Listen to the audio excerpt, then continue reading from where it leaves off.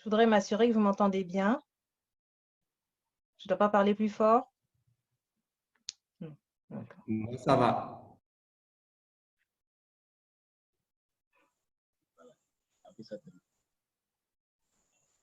Je vous écoute. Très bien, c'est un bon timing du coup. Oui, c'est parfait. Très bien, merci. Bon, on va pouvoir commencer. Alors, bonjour à tous. Bonsoir à tous. Bienvenue dans la première édition des e-Africa Salon. Je suis Annie Moutamba et j'aurai l'honneur de modérer ces échanges. e-Africa, c'est un rendez-vous mensuel de septembre à décembre avec des acteurs économiques, politiques des quatre coins du continent. C'est un rendez-vous qui a pour ambition d'évaluer l'impact de la pandémie actuelle sur les économies africaines, ainsi d'identifier les opportunités pour sortir de la crise. Mais pour en parler beaucoup mieux que moi, je souhaiterais laisser la parole à Mme Khadija Idrissi Janati, qui est présidente de e-Africa et du IFRAN Forum. Bon, merci Annie, merci d'avoir bien voulu modérer ce débat, cette première édition d'e-Africa Salon. Je tiens à remercier particulièrement nos intervenants qui ont accepté aussi d'y contribuer, d'apporter leur valeur ajoutée en termes d'idées, de propositions, d'expériences et d'expertise. Effectivement, nous vivons une année exceptionnelle à tous les niveaux. C'est une année de pandémie et donc de grande crise sanitaire, mais qui s'est répercutée de façon très claire sur l'économie, sur nos sociétés, nos pays, bien que notre continent soit relativement épargné de cette pandémie, d'abord par le nombre de personnes contaminées après tout, mais aussi par le nombre de décès. Mais l'Afrique connaît tout de même des conséquences économiques qui touchent de la même manière les autres pays du monde. Aujourd'hui, et c'est le résultat effectivement de l'interdépendance du continent par rapport à d'autres régions du monde. Et donc, nous avons jugé important de créer un débat autour du sujet. e-Africa, depuis sa création, notamment à travers IFRAN Forum, qui se tient chaque année dans la ville d'Ifrane au Maroc, mais aussi à travers les éditions itinérantes qui ont été mises en place depuis l'année dernière dans la première édition a eu lieu à Brazzaville. Son objectif est d'être un espace de débat et d'échange pour pouvoir favoriser la coopération sud-sud et la réflexion et action entre Africains. Et donc, dans une année où il était impossible de ramener un maximum d'Africains au Maroc pour une édition normale d'IFRAN Forum, nous avons jugé utile de mettre en place e-Africa Salon. Ça nous permettra de manière régulière de nous retrouver pour parler de façon précise de la sortie de crise du continent, et comment nous le voyons en tant qu'Africains. Nous aurons l'occasion et le plaisir de recevoir à chaque fois des intervenants de différents bords, des opérateurs économiques, des décideurs politiques, des leaders d'opinion, des entrepreneurs et chefs d'entreprise, des acteurs du secteur privé, mais public aussi. Notre objectif est d'avoir, comme d'habitude, un débat franc, clair, mais surtout opérationnel sur comment nous vivons, comment chacun de nos pays vit cette crise, quelles sont les conséquences que nous voyons déjà et que nous allons voir sur le reste de l'année 2020 et l'année 2021, sinon plus tard, mais surtout comment est-ce qu'on peut transformer cette crise en réelle opportunité qui permet d'accélérer un certain nombre de chantiers que le continent a engagé il y a quelque temps, mais qu'il n'a pas encore fait aboutir. Aujourd'hui, nous allons parler de l'intégration. Ce débat est consacré à l'Afrique centrale et donc l'objectif est de voir comment nous pouvons utiliser cette crise et la transformer en opportunité pour favoriser et accélérer la mise en œuvre de cette intégration. Donc, Annie, je te laisse bien sûr modérer le débat. Notre objectif, c'est de parler très rapidement de l'état des lieux, mais surtout venir rapidement, de manière beaucoup plus efficace et plus concrète, à des propositions de solutions. Si nous avons une ambition aujourd'hui, c'est qu'au terme des sessions d'e-Africa Salon, de sortir avec des recommandations qui peuvent être mises en œuvre pour accompagner les stratégies des pays dans la préparation de la sortie de crise. Donc, sans plus tarder, je te laisse, Annie, démarrer ton débat. Je souhaite à nos spectateurs un bon débat et je remercie encore une fois les intervenants pour toute la valeur ajoutée qu'ils voudront bien apporter à cet échange. Merci. Merci Khadija. Le thème qui nous rassemble aujourd'hui, c'est l'Afrique centrale post-Covid-19 et les nouveaux enjeux de l'intégration régionale. C'est un sujet qui est à la fois complexe, évidemment, d'actualité et d'une extrême urgence. Et nous allons l'aborder avec nos 4 intervenants que je vais vous présenter dans une minute. On a beaucoup de choses à couvrir, mais il est impossible évidemment d'épuiser le sujet en 1 heure, d'autant que nous avons ici des représentants de 4 pays différents, avec autant de réalités différentes. Donc, on va essayer de recentrer ou de centrer le débat au maximum et, comme Khadija le disait, de rester le plus possible opérationnel. La relance économique en Afrique centrale, elle est inéluctable. Quels sont les leviers de cette relance? C'est ça la question. On ne va pas tourner autour du pot. Notre audience, elle est composée majoritairement d'acteurs du secteur privé. Il nous faut des réponses concrètes et des solutions surtout. On va parler des atouts des organisations régionales, les atouts des États, les atouts du secteur privé pour relancer des économies aussi diverses que celles de la République du Congo, de la République centrafricaine, du Tchad, du Gabon ou de la RDC. Alors, on a l'impression qu'il y a un consensus qui se forme désormais sur la nécessité de miser sur l'intégration régionale. Alors, n'est-ce pas le moment justement d'accélérer finalement sa mise en œuvre et surtout est-ce qu'on en a les moyens? Voilà, ce sont des questions que nous allons aborder et explorer pendant les minutes qui nous restent.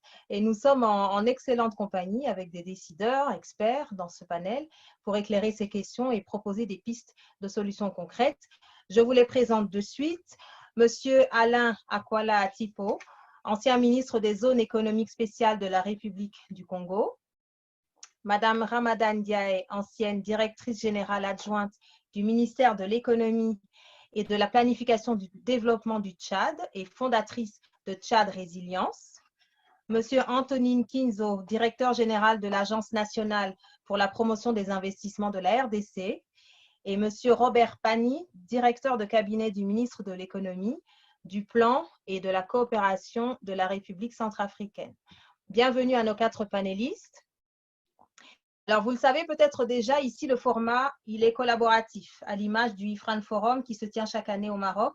On privilégie la proximité, on privilégie l'interaction. Donc, n'hésitez pas, chers participants qui nous suivent en ligne, à interagir, à faire des commentaires, poser vos questions dans le fil de discussion.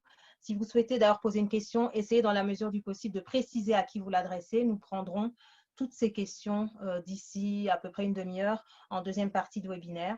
Et donc, je vous propose maintenant d'entrer dans le vif du sujet. Et pour commencer, je propose à notre panel de s'attarder un moment sur une question. Pourquoi maintenant? Pourquoi est-il urgent pour la région, en pleine gestion de Covid-19, d'intensifier, d'accélérer ses efforts d'intégration régionale? Pourquoi, en gros, c'est le bon moment pour favoriser le commerce intra-africain, qui culmine quand même tout juste 3% en Afrique centrale? C'est une question qui peut paraître très simpliste, mais posez-la à 10 personnes, vous aurez 10 réponses différentes. L'enjeu ici, c'est de s'entendre sur les raisons fondamentales, qu'elles soient d'ordre politique, économique, social ou autre. Toutes ces raisons qui doivent nous pousser finalement à faire des efforts supplémentaires en matière d'intégration économique. Pourquoi, au fond, le statu quo n'est plus viable? On aimerait vous entendre là-dessus. Et je donne la parole à monsieur Akwala Atipo.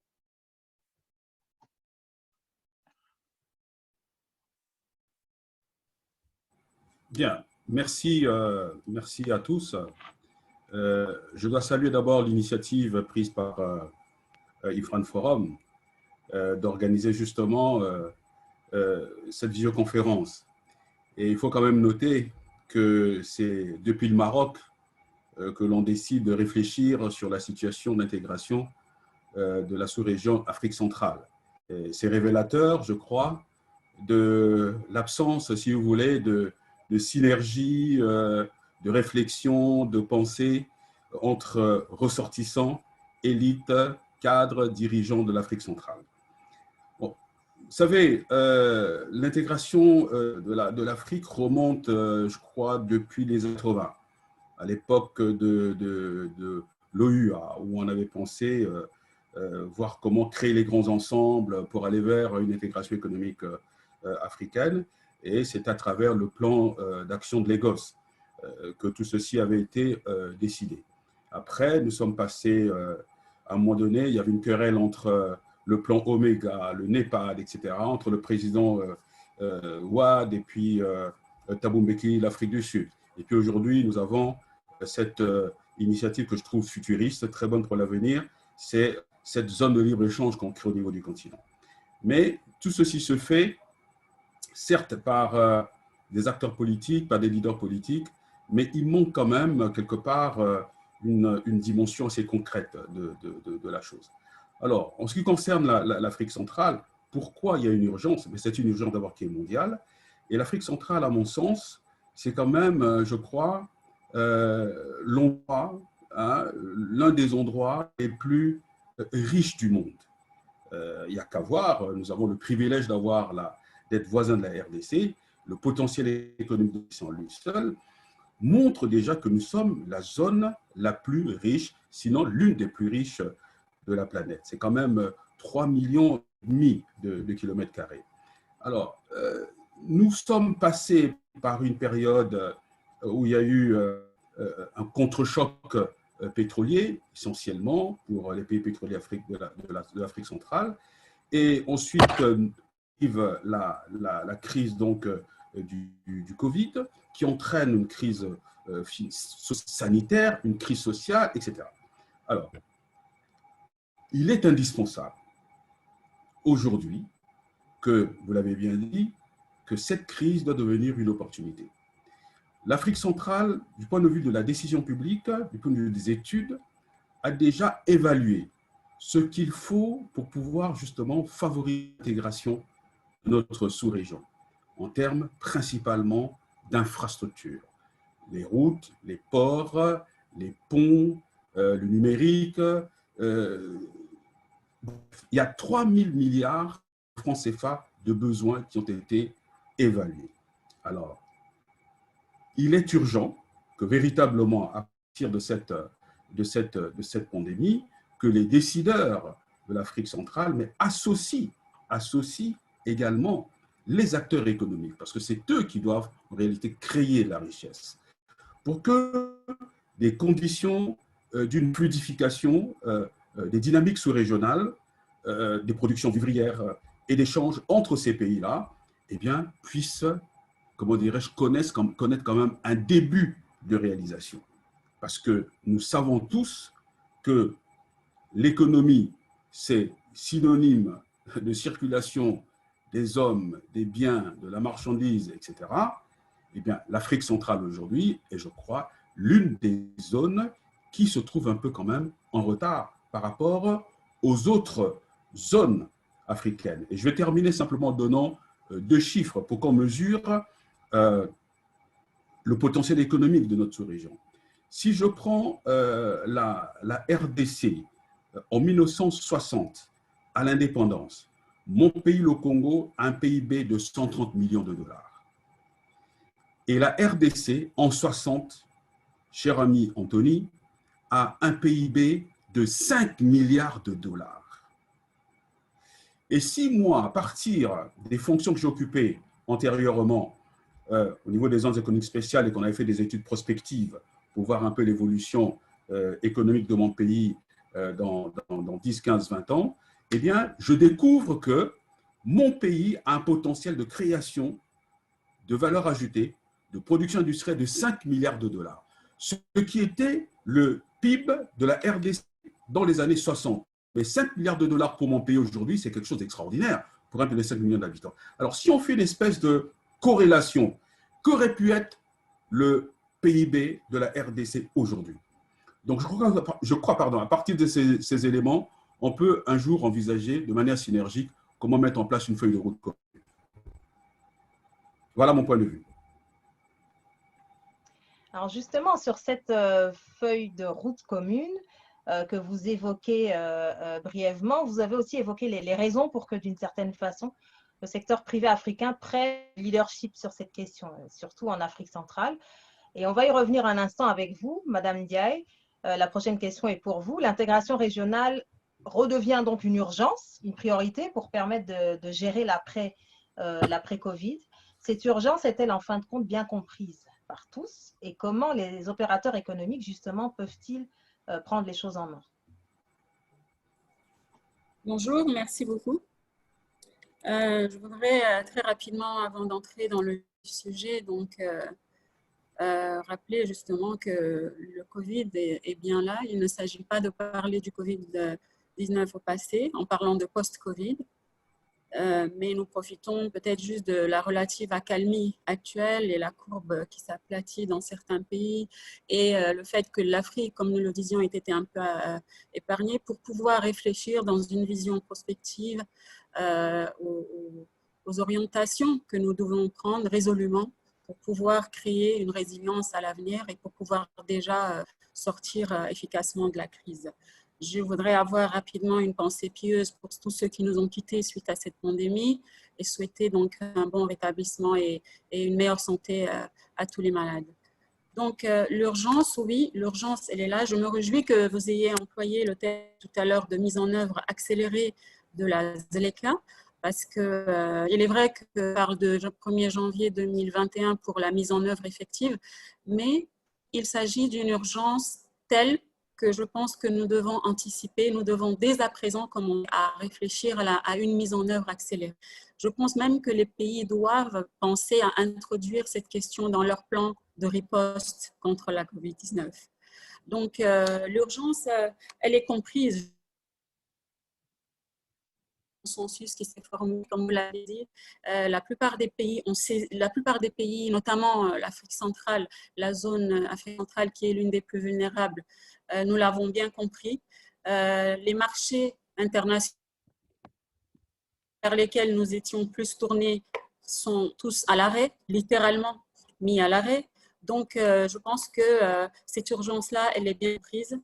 Les Africains doivent aujourd'hui peut-être revenir vers l'Afrique et se dire qu'est-ce qu'on peut faire en termes de solutions endogènes, en termes de solutions africaines. Comment est-ce qu'on peut tirer la croissance qui puisse profiter, bénéficier plus aux Africains?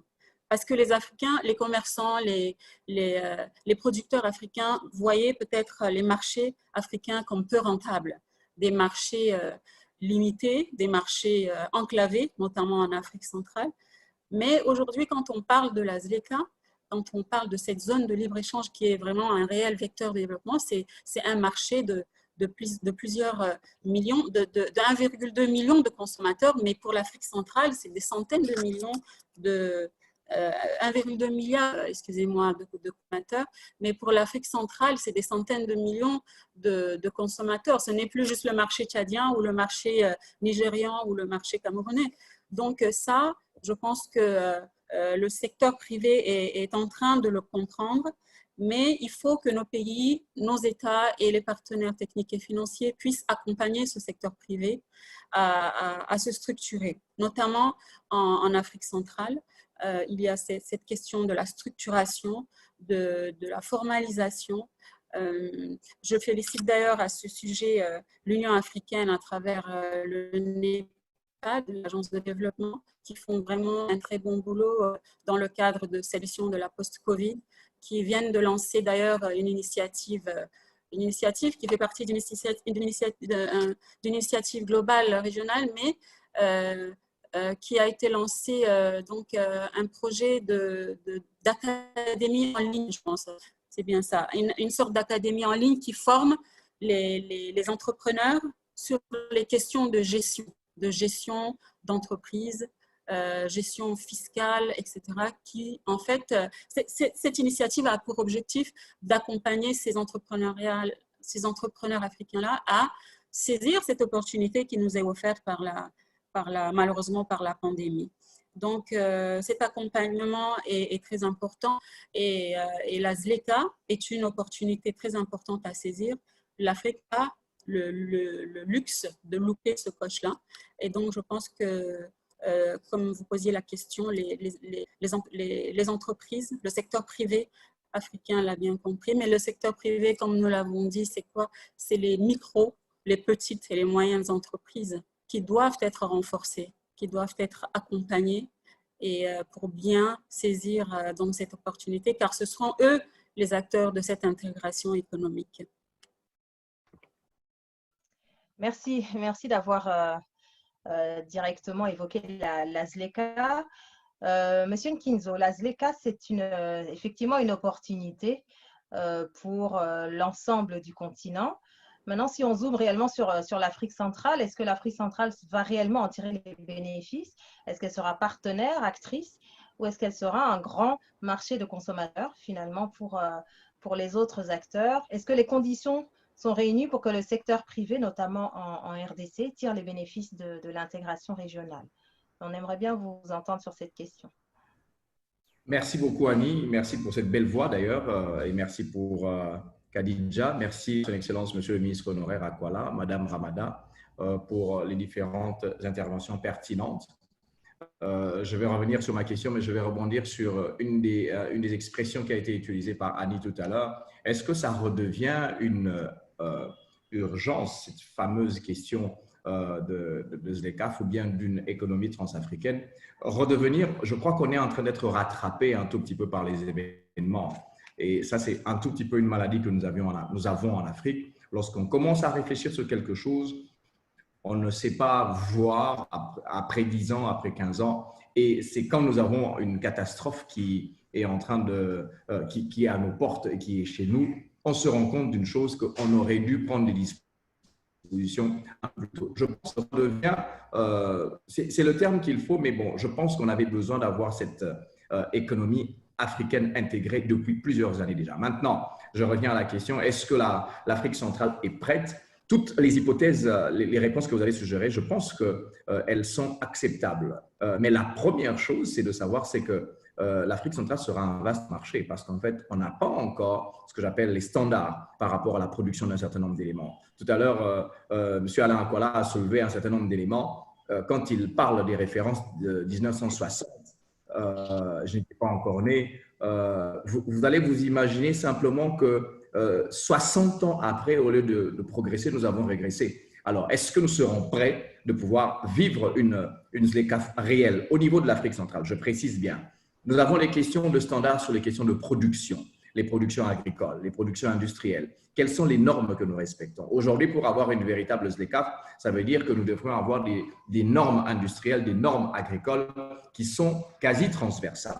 Le niveau de développement de certains pays limitrophes ne sont pas quasi identiques dans les mêmes pays. Je ne parle que du côté agriculture. Nous avons une agriculture qui est relativement paupérisée dans certains pays d'Afrique. Je ne veux pas les citer ici pour éviter des incidents, mais quand nous revenons en RDC, nous avons encore une agriculture de proximité. Je fais un peu le tour de notre pays. 2 345 000 km², 80 millions d'habitants, 80 millions d'hectares de terres arables. Mais tenez-vous bien, nous n'avons que pratiquement 10% qui est exploité. Et les 10% qui sont exploités, ce n'est pas de la véritable agro-industrie. Mais lorsque vous sortez dans un pays qui peut être au sud, nous voyons une économie qui est quasi avancée. Nous sommes encore, nous, en RDC, sur la partie sud dépendante des pays de l'Afrique du Sud, de l'Afrique australe, sur la question du maïs, par exemple. Alors, comment nous pouvons aujourd'hui considérer ou confirmer que nous pourrons être prêts? Je pense que ce sera un marché dans un premier temps.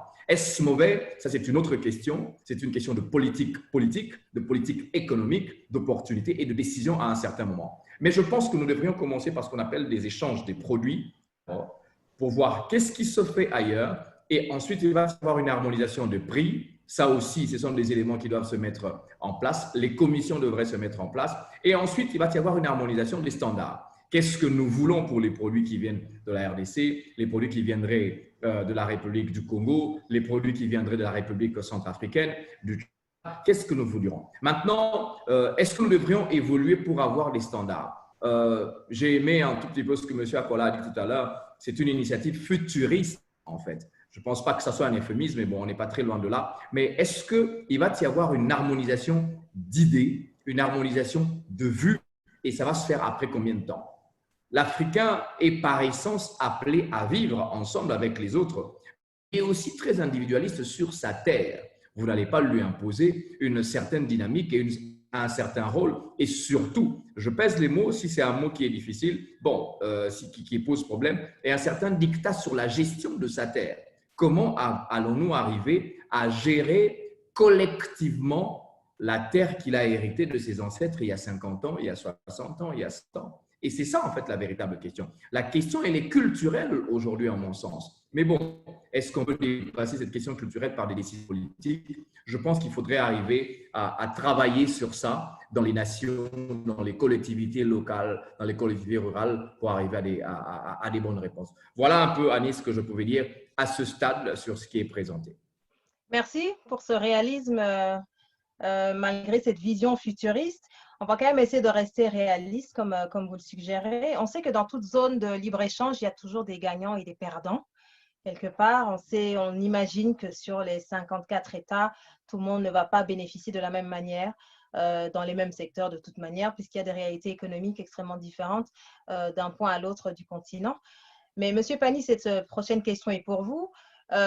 Quelles sont les réformes finalement, les éventuelles réformes à engager et qu'est-ce que vous mettez en place pour renforcer le rôle du secteur privé en République centrafricaine?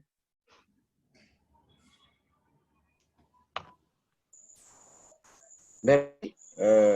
D'abord, je voudrais vous remercier pour avoir convié le représentant du ministre de l'économie, du plan de la coopération, qui a bien voulu partager les échanges autour de cette plateforme, mais son agenda n'a pas permis. Pour répondre à cette question, les réformes que nous proposons pour vraiment intégrer le secteur privé, c'est de créer l'environnement favorable au climat des affaires. Là, c'est un. Et si on crée un environnement favorable au climat des affaires, j'entends par là le cadre judiciaire et le cadre juridique. Et en République centrafricaine, les efforts sont en train d'être pris pour créer cet environnement favorable au climat des affaires.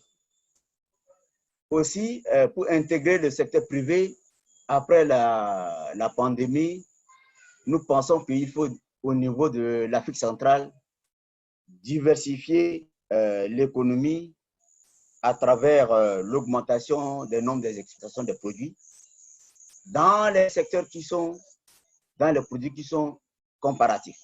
On ne peut pas, au niveau de l'Afrique centrale, se lancer dans la même production des produits. Aussi, nous devons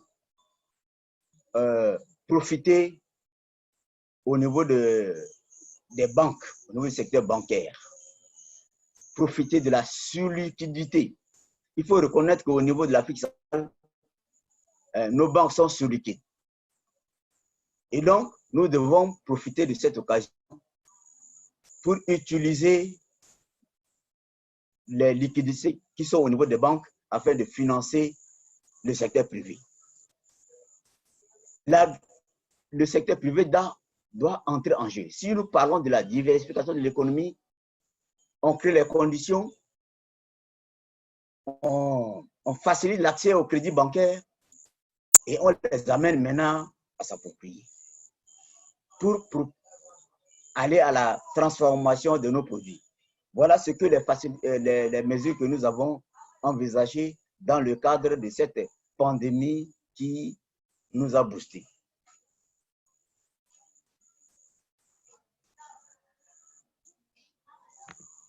Pardon, je cherchais mon bouton pour... Je pensais qu'à ce stade-ci, normalement de l'année, on devrait savoir où se trouve le bouton pour du micro, mais je galère encore un petit peu. Désolée.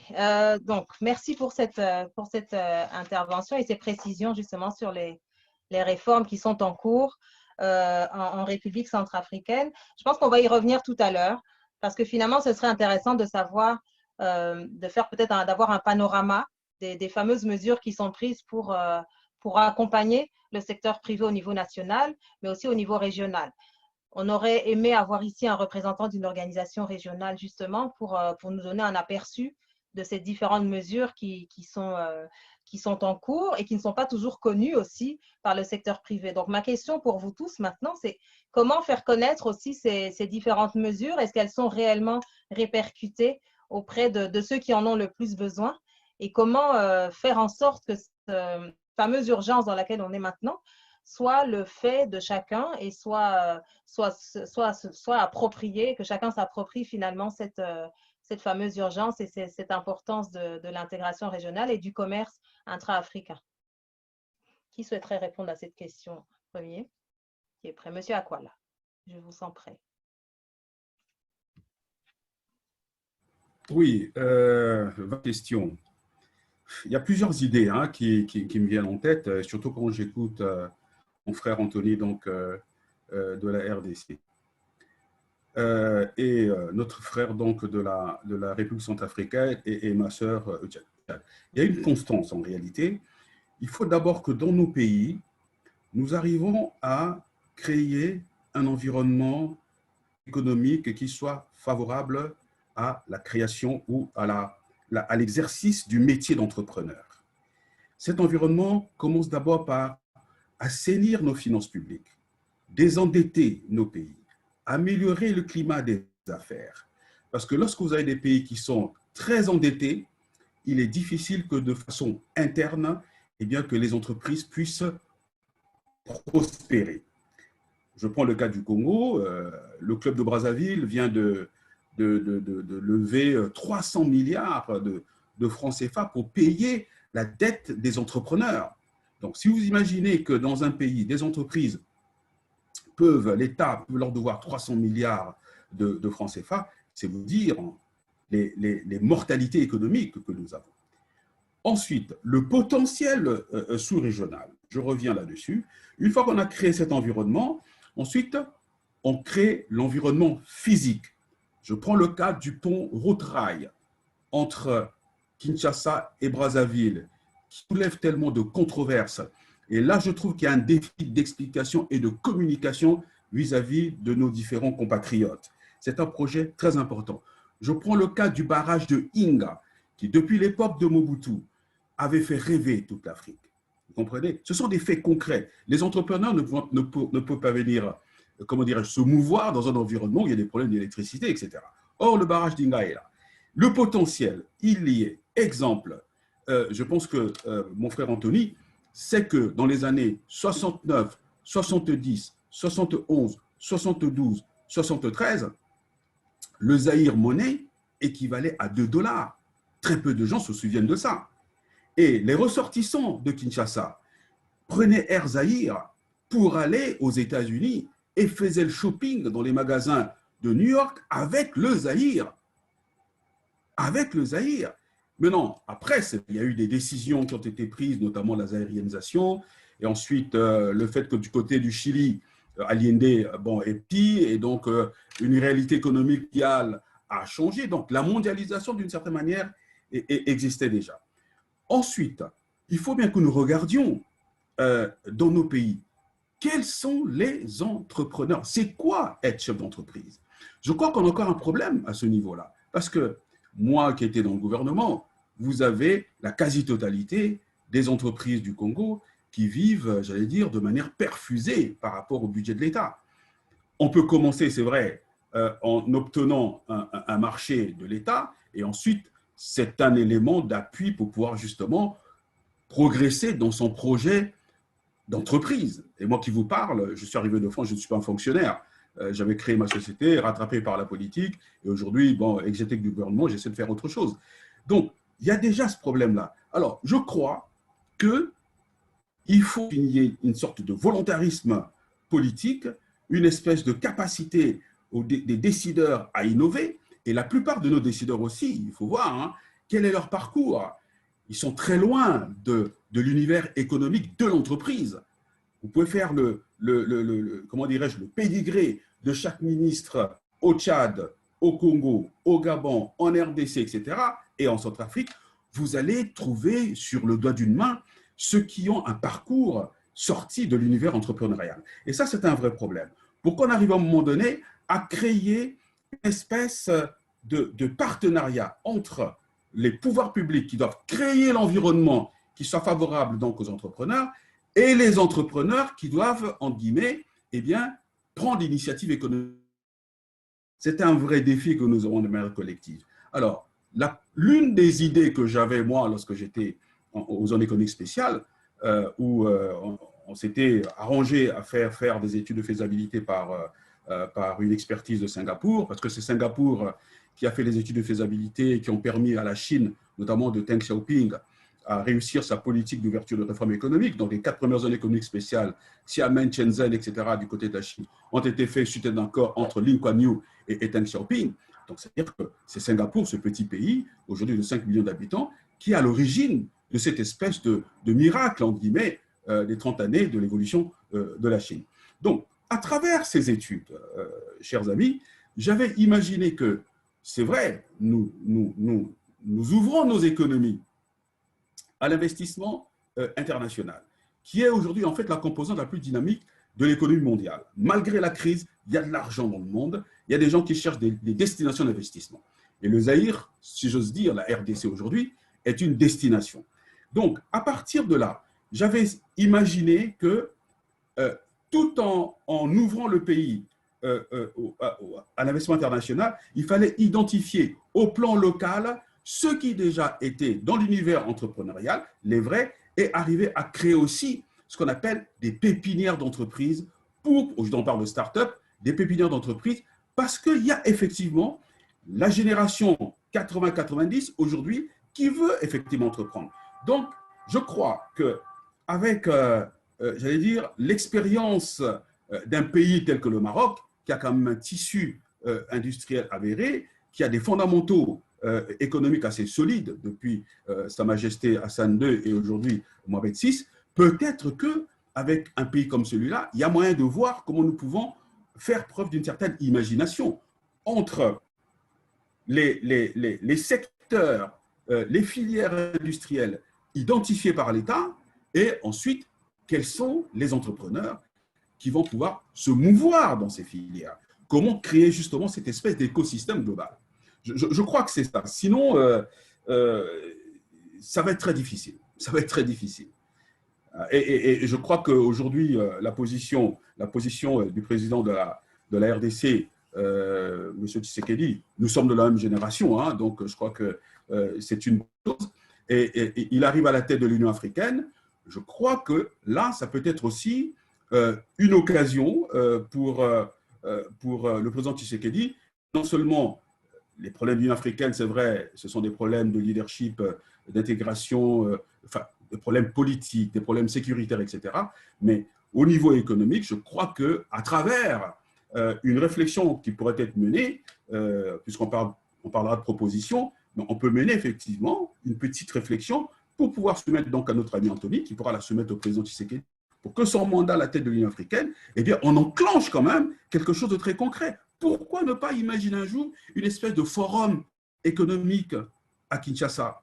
Ce pays dispose de tous comment dirais-je, de toutes les possibilités, de tous les moyens pour le faire. Voilà. Excusez-moi, je suis un peu long. Oui, Annie, si je peux me permettre. Bien sûr. Oui, je voudrais très rapidement revenir sur un aspect que vous avez évoqué tout à l'heure, les inégalités éventuelles, les différences de bénéfices que pourraient éventuellement tirer certains pays dans le cadre d'une intégration économique. C'est vrai que ça, c'est une crainte et j'aimerais que nous puissions rapidement en parler parce que ça pourrait également faire craindre cette intégration aux États, mais aussi aux entrepreneurs.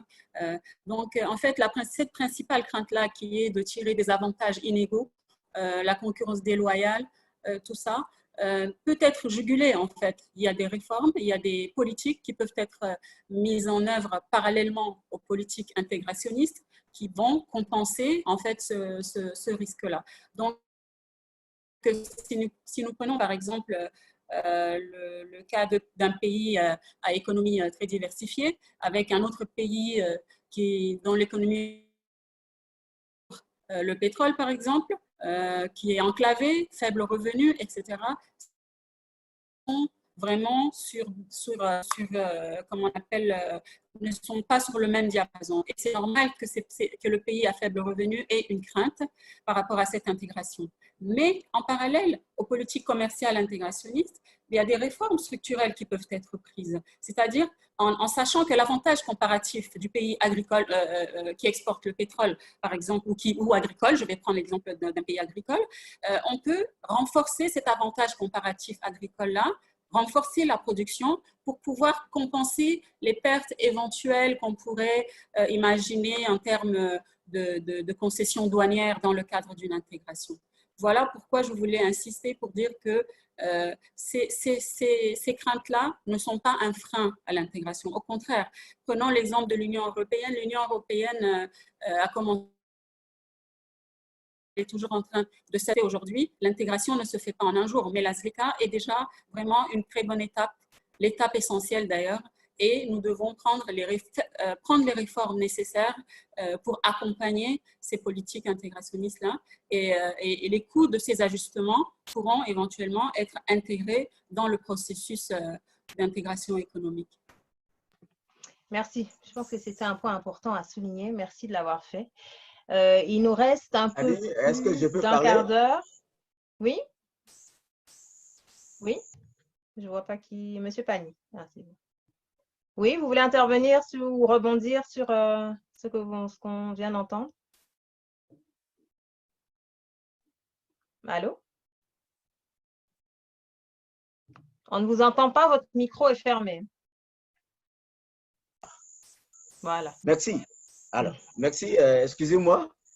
Je voulais revenir sur la question que vous avez posée sur quelques exemples que nos États ont entrepris dans le cadre de l'amélioration du climat des affaires.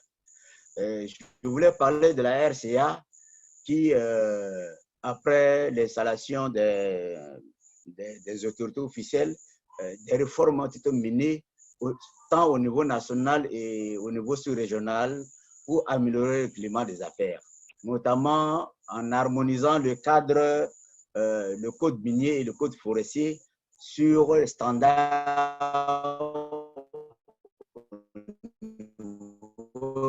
d'Afrique centrale. Et ce code avec l'appui des partenaires, c'est en cours de validation. C'est en cours de validation. Et l'AE a aussi adopté un code de partenariat public-privé, une loi qui a été votée par l'Assemblée nationale et promulguée par les chefs de l'État. Et le code des petites et moyennes entreprises a été aussi adopté et c'est en cours de mise en œuvre. Et donc, toutes ces réformes s'arriment sur les dispositions au niveau sous-régional. Voilà les quelques exemples que je voulais partager avec l'équipe en place. Alors, Annie, je ne sais pas si on est toujours dans la même question. Je crois qu'on est un peu perdu dans la… Enfin, moi, peut-être que je suis termine perdu. Le tour. Oui. Quels sont les éléments essentiels de la question? Ça va me permettre de rebondir un peu sur l'élément essentiel. Oui. Rebondissons sur ce qu'on vient d'entendre de M. Pani, justement, qui nous parle des différentes réformes d'harmonisation des codes miniers, forestiers, etc. Il y a des réformes qui sont en cours aux quatre coins du continent, et en particulier en Afrique centrale et en particulier en RDC. Ces réformes qui sont en cours, est-ce qu'elles sont réellement connues de ceux qui en ont le plus besoin, à savoir le secteur privé local? Oui, tout à fait. Les points de vue divergent dans le sens où le secteur privé a un appétit des réformes pour que, en fait, son activité commerciale, son activité économique puisse se faire dans les bonnes conditions. Je parle ici en respect du secteur privé d'ailleurs, mais je connais les batailles que nous avons dans mon rôle de directeur général de l'Agence nationale pour la promotion des investissements. À chaque fois que je suis en face d'un opérateur économique, il me dit qu'il y a beaucoup de taxes, il y a des tracasseries administratives, il y a ceci, et il a besoin que l'on puisse réduire la taxe. Et moi, je lui dis, bon, finalement, est-ce qu'il faut exercer dans un pays où il y a une taxe zéro, où il y a un impôt zéro? Bon, c'est un débat qui existe dans l'un ou l'autre sens. C'est pour ça que je dis que les avis divergent. Les réformes sont là, oui, elles sont là. Elles sont là depuis un certain moment. Et des réformes seront là même après, parce qu'en fait, le niveau de l'économie, comme on est en train de le voir, est en train d'appeler, est en train d'exiger, est en train d'imposer à chacun des États de pouvoir s'adapter par rapport à la manière dont elle va rendre attractif son pays. By the way, nous venons d'entrer dans les top 10 des pays les plus attractifs de l'Afrique, on est 9e, et ça, c'est quelque chose qui est assez bon. Et ça montre que l'intention ou bien l'opérateur, le chef d'entreprise de l'étranger comme africain est en train de se dire que c'est possible de faire les affaires en RDC. Quelles sont ces réformes? Mon frère Robert Pani a parlé de la loi sur le PPP, le partenariat public-privé, nous l'avons eu et on a répondu à cette question à cause des infrastructures. On s'est rendu compte, M. Alain Akwala a parlé de ça tout à l'heure, les infrastructures, les montages des dossiers étaient assez compliqués parce que la question des finances publiques au niveau interne ne permettait pas que le Trésor puisse donner de l'argent. Il fallait donc faire recours au secteur privé. Quel était le cadre pour permettre à ce que nous puissions avoir l'infrastructure qui vienne? Donc, il faut un cadre qui protège les intérêts de l'État, les intérêts du secteur privé. Donc, la loi sur le partenariat public-privé. Mais en fait, la loi sur le partenariat public-privé a été une importation des pays dans lesquels ça a été fait. Il faut donc l'adapter au corpus légistique de nos pays qui existent. On a le code minier, on en a parlé tout à l'heure. On l'a révisé pour faire en sorte que l'État congolais puisse se retrouver par rapport aux différentes recettes. Et on a aussi différentes autres lois. La manière de faire les affaires, et M. Alain Akwala a dit tout à l'heure en disant qu'il faut faire en sorte qu'il puisse avoir un assainissement de l'entrepreneuriat. Ça passe notamment par les finances publiques, par l'assainissement du climat des affaires. Je suis totalement d'accord, mais en fait, ça passe par la création de la classe moyenne. Et la création de la classe moyenne aujourd'hui, elle doit pouvoir se mettre dans des conditions telles que, est-ce que, en tant que natif d'un pays, je peux faire confiance à mon propre pays? Cette classe moyenne, c'est je parle du Congolais, c'est le Congolais en face, c'est la Tchadienne ou le Tchadien, c'est celui qui se trouve en République centrafricaine. Il faut qu'ils se disent, c'est possible que je puisse exercer mon business.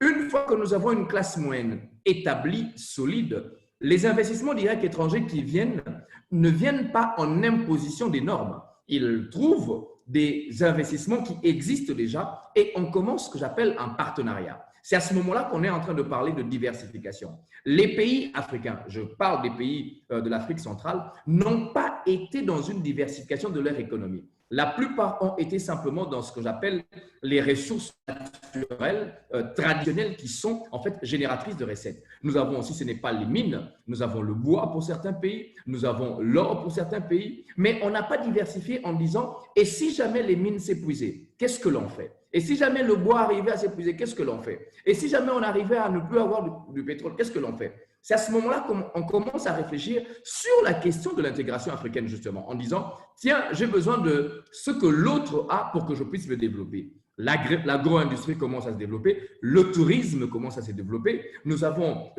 allez, je peux appeler ça ainsi, une forme d'écotourisme comme ça se met en place. Nous avons l'immobilier qui commence à se mettre en place. Nous avons un certain nombre d'éléments qui commencent à se mettre en place. Mais la classe moyenne exige qu'il puisse avoir une culture entrepreneuriale. Est-ce que dans nos pays, nous avons pu introduire, inculquer, enseigner l'entrepreneuriat à nos natifs? Aujourd'hui, est-ce que l'entrepreneuriat est un élément dans l'éducation, dans l'instruction? J'ai fait un peu ma petite étude, un peu du droit comparé, un peu la comparaison avec un certain nombre de pays. On se rend compte qu'il n'y a pas beaucoup de pays qui sont dans l'entrepreneuriat. J'ai aimé quelqu'un qui m'a dit un jour, un collègue directeur général qui parle du Nigeria, qui dit ceci: lorsque nous étudions, nous avons un pied au niveau de l'entrepreneuriat et un pied dans les études. Un pied dans l'entrepreneuriat et un pied dans les études. Lorsque l'on termine les études, si nous n'arrivons pas à avoir de l'emploi, à ce moment-là, nous allons faire ce que nous pouvons faire le mieux, c'est l'entrepreneuriat. C'est à ce que nous assistons à un boom entrepreneurial au niveau du Nigeria. Aujourd'hui, le Maroc est en train de le faire. Certains pays prennent le pas. Je crois pour ma part qu'il est important que nous puissions stratifier aujourd'hui ce qu'on peut appeler les défis, mais aussi les opportunités. Premièrement, la culture entrepreneuriale. Deuxièmement, le rôle de l'État sur cette fameuse question de l'entrepreneuriat. Qu'est-ce qu'elle fait? Les incitations pour les entrepreneurs, l'accompagnement pour les entrepreneurs, un cadre qui existe pour les entrepreneurs. Et ensuite, troisièmement, on a bien parlé du climat des affaires, c'est une partie du cadre. Mais en fait, la question du climat des affaires, je ne peux appeler ça que comme étant un élément subsidiaire, conséquent en fait. Lorsque nous avons une culture entrepreneuriale, que nous avons déjà un cadre qui est réglé, croyez-moi, les gens se battent parce que la concurrence, elle va exister. Elle existera entre les natifs, elle existera entre les investissements directs étrangers et les investissements locaux. Et nous allons véritablement vivre ce qu'on appelle une sorte de boom. J'ai aimé ce que Mme Ramada a dit tout à l'heure sur le commentaire qu'elle a soulevé. Oui, les questions doivent être structurelles. Si elles sont structurelles, ça veut dire qu'il y a une vision, ça veut dire qu'il y a un plan. C'est à ce moment-là que j'ai commencé à me poser la question de savoir, est-ce que les plans des pays individuels peuvent arriver à trouver une harmonisation avec les autres pays? C'est ça la grande question. Nous avons une relative instabilité permanente en Afrique centrale et un peu en Afrique australe. Comment allez-vous harmoniser les économies à partir du moment où il y a une instabilité politique et sécuritaire?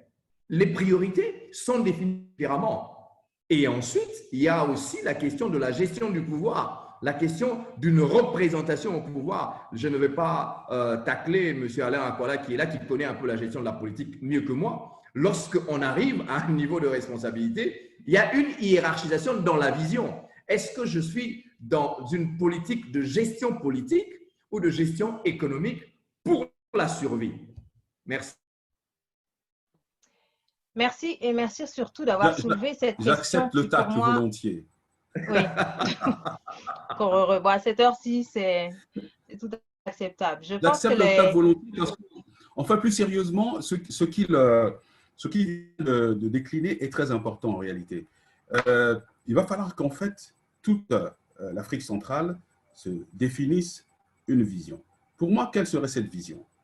Nous ne devons plus être prisonniers de cette économie de rente, où nous exportons nos matières premières, etc.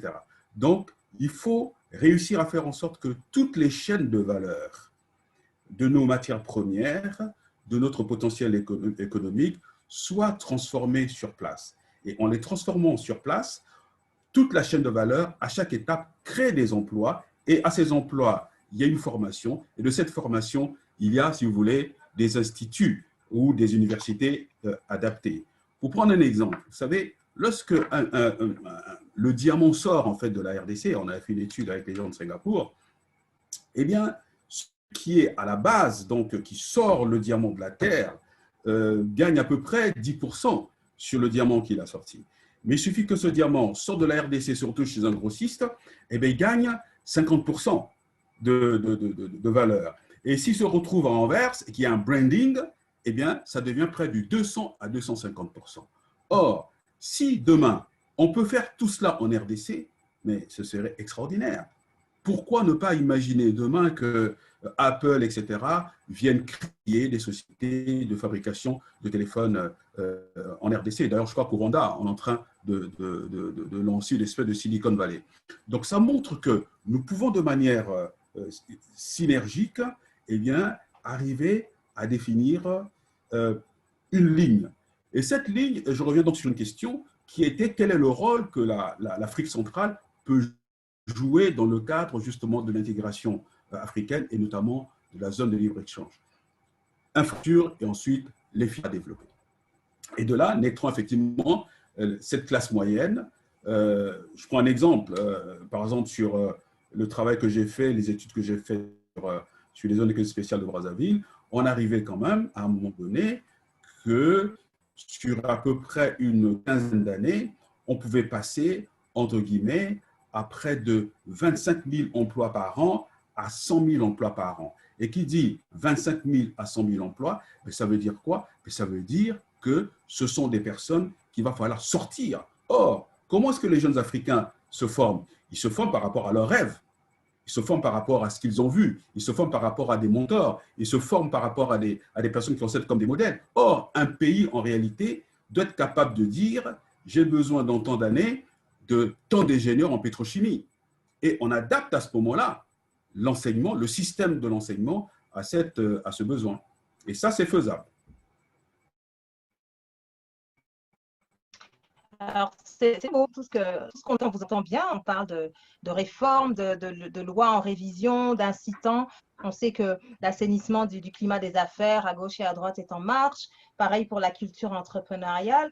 La vraie question, c'est de savoir finalement, est-ce que toutes ces réformes vont nécessairement dans le sens de l'intégration régionale? C'est ça la vraie question, mais je pense que ça peut et ça devra faire l'objet d'un autre débat. Mais ces réformes-là au niveau national, est-ce qu'elles ont réellement des répercussions sur la manière dont le commerce intra-africain et intra-régional, dans ce cas-ci, en Afrique centrale, pourra réellement se développer et apporter des solutions justement pour gérer cette crise économique qui nous concerne maintenant. Nous arrivons vers la fin de ces débats et de ces échanges. J'aimerais vous redonner à nouveau la parole tout à l'heure très brièvement pour une recommandation très concrète. Mais avant cela, nous allons avoir une présentation d'un outil en ligne qui peut aider véritablement les entrepreneurs et les dirigeants d'entreprises qui nous écoutent ici.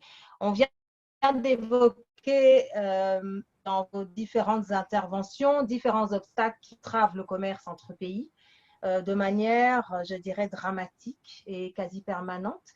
Mais il faut évidemment se rendre compte que les principaux obstacles aux échanges commerciaux entre les différents pays et que des échanges intra-africains sont des barrières non tarifaires. Donc, les licences, les quotas, les règlements techniques, les normes, toutes ces tracasseries administratives aussi en dehors des droits de douane que l'on rencontre quand on traverse les frontières et qui découragent finalement et qui sont les réelles limitations au commerce. Ces barrières ont un coût, il est colossal pour les entreprises, mais les éliminer, ça pourrait entraîner un gain d'environ 20 milliards de dollars aux économies africaines chaque année. Et ça dépasse de loin, finalement, les 3,6 milliards de dollars qui pourraient être économisés en éliminant uniquement les droits de douane et en focalisant uniquement là-dessus. Le jeu est réel. Et donc, j'ai le plaisir de donner la parole à M. Christian Knebel, qui est spécialiste en des affaires économiques à la CNUSET, dont la Conférence des Nations Unies sur le commerce et le développement. Il va nous présenter un outil qui peut véritablement changer la donne. Monsieur Knebel, si vous nous entendez, on peut vous écouter maintenant.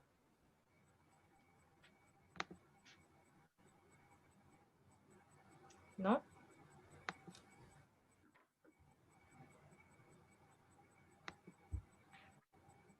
Alors, j'attends qu'on me fasse signe. On m'écoute? Ah, voilà. Oui, on vous entend. Merci beaucoup, Annie. C'est vraiment un plaisir, un honneur de vous adresser aux panélistes et au public. Comme vous avez dit, je m'appelle Christian Knebel. Je représente la Conférence des Nations Unies sur le commerce et le développement, où je gère le programme d'appui pour la zone de libre-échange continentale africaine, la CELECAF, dans le domaine des barrières non tarifaires.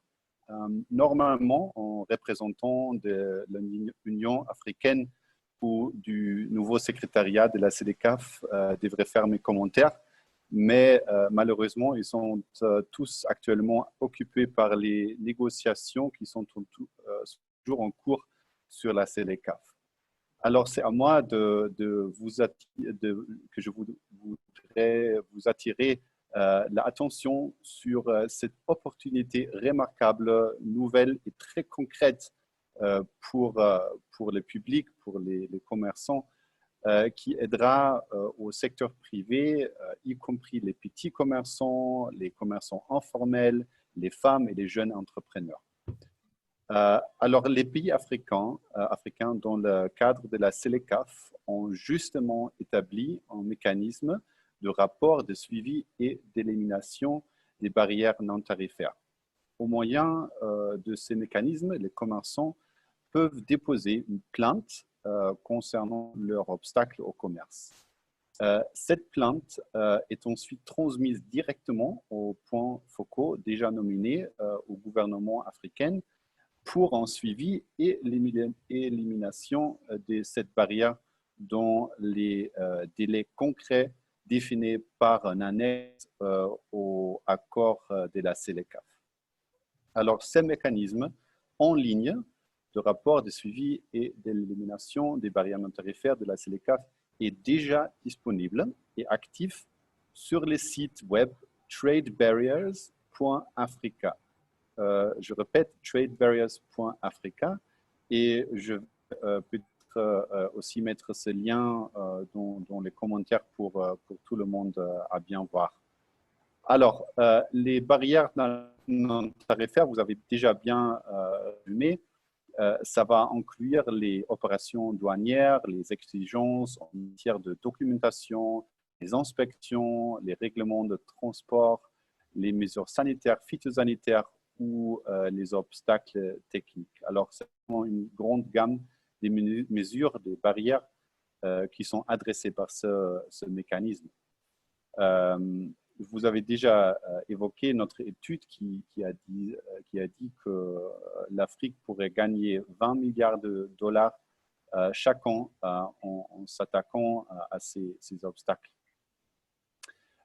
Aussi, en particulier, dans cette phase de crise du Covid-19, ainsi que dans la phase de développement post-pandémique, les efforts doivent être renforcés pour que les barrières commerciales soient rapidement levées. Pendant la crise, les dispositifs médicaux et les aliments dont le besoin est urgent nécessiteront ce mécanisme pour faciliter la circulation des marchandises.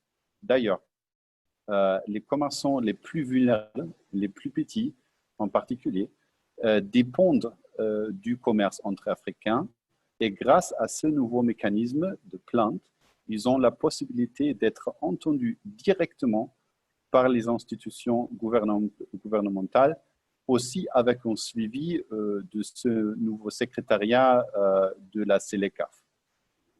Voilà, et voici en fait votre chance, si vous êtes un exportateur, importateur, commerçant en Afrique, mais en tant qu'un petit commerçant informel, alors inscrivez-vous sur ce site tradebarriers.africa et signalez les obstacles auxquels vous êtes confrontés.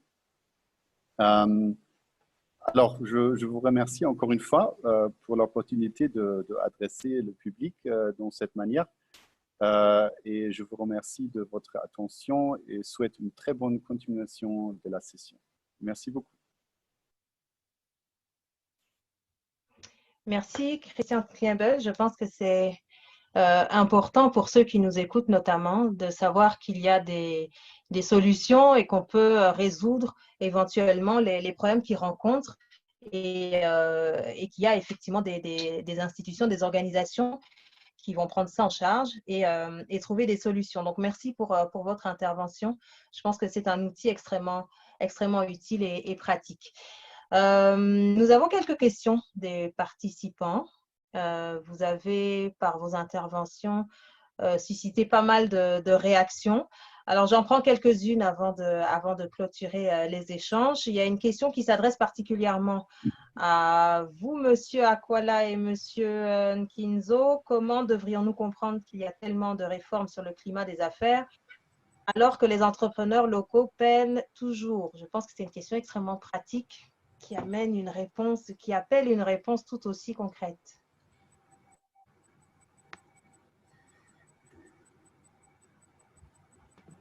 Je laisse la parole à Anthony. OK, merci beaucoup. Lui qui rencontre les entrepreneurs. Je pensais que le doyen en âge allait commencer. En fait, bon, d'accord. Alors, je pense que là, j'ai voulu, je tutoyais, j'ai voulu te céder la parole parce que je pense que la personne a réagi par rapport à ton commentaire sur la fiscalité, les impôts zéro, etc. Oui, en fait, nous avons un problème dans nos pays. C'est que l'économie, elle est très informelle.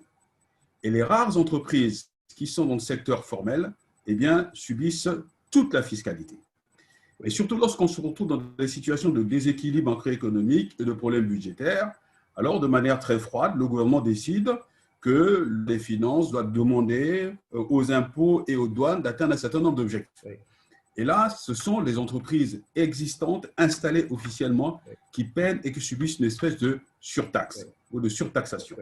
Ce qu'on devrait faire, c'est, et tout ceci en fait, c'est en compensation des taxes que l'État perd par rapport au secteur informel. Donc, ce qu'il faut faire, et c'est quelque chose de très simple, j'avais rencontré M. Ramgoolam, qui était le Premier ministre donc, de l'île Maurice il y a quelques années, dans les années 2010, et dans l'explication et l'analyse des problèmes que nous rencontrions, nous, au Congo, je pense que c'est la même chose en Afrique centrale, était qu'il y avait une espèce de maquis fiscal. Et ensuite, ceux qui étaient dans le formel ne voulaient pas se formaliser parce qu'ils avaient peur de faire face au système fiscal. Donc, l'île Maurice a décidé de faire en sorte que ce soit une personne morale, donc entreprise ou physique, eh bien, on ne paye que 15%. Et donc, à ce moment-là, celui qui investit, quand il fait son compte d'exploitation prévisionnelle, c'est à peu près ce qu'il doit payer en impôts à la fin de chaque année. Et celui qui doit payer également en impôts sur le revenu, Et ceux qui avaient peur d'intégrer le côté formel de l'économie, formaliser l'économie, craignant justement ce maquis fiscal, savaient qu'en officialisant son activité, il allait avoir 15% de taxes ou d'impôts à payer. Et à ce moment-là, l'État a élargi son assiette fiscale. Voilà, grosso modo.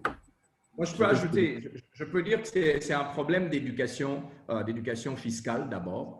Ça, c'est quelque chose d'assez important. Parce que la question qu'on pose ici, c'est de savoir, les PME, les entrepreneurs locaux finissent dans la faillite.